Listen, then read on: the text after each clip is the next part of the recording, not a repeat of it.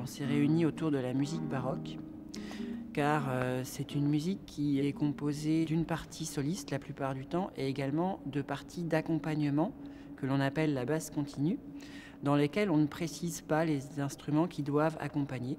Donc c'est souvent laissé à la discrétion des interprètes.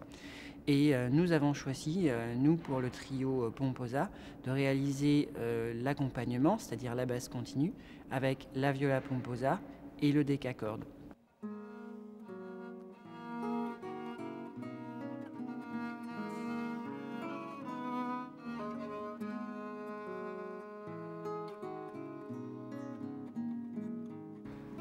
La viola pomposa est un instrument à cordes frottées de la famille des ténors, qu'on n'utilise plus aujourd'hui et qui a été ressuscité par un luthier français de Mirecourt, Eliakim Boussoir, qui l'a fabriqué en 2000.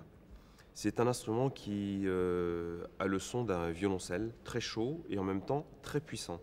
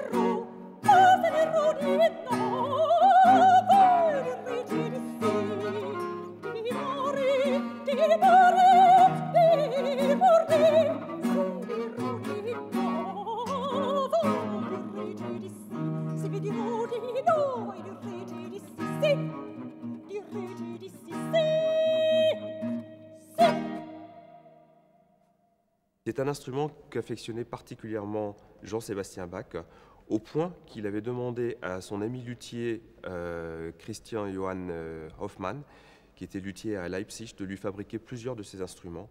Et on retrouve dans la littérature de Bach plusieurs œuvres, notamment des cantates, où il y a des parties spéciales écrites pour cette viola pomposa.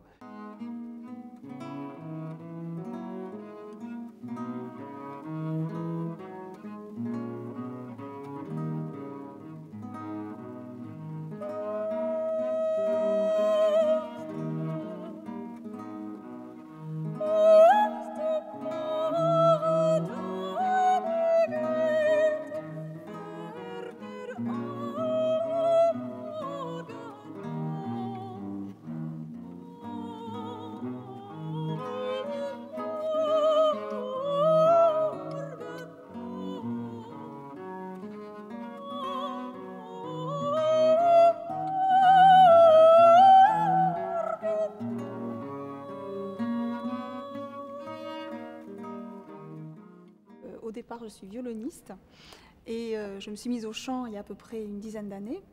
Donc je suis la chanteuse du trio Pomposa. Ma tessiture est donc soprano colorature, donc c'est la plus haute des sopranos.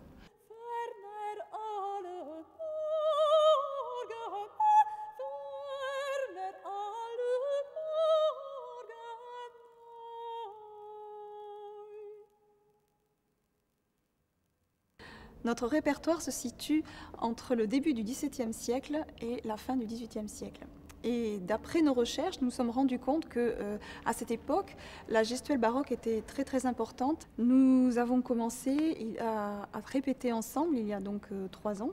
Nous avons eu quand même beaucoup de temps à arranger les morceaux parce que donc ils ne sont pas adaptés pour cette formation. Donc on a mis beaucoup de temps à les arranger et nous avons fait à peu près une vingtaine de concerts.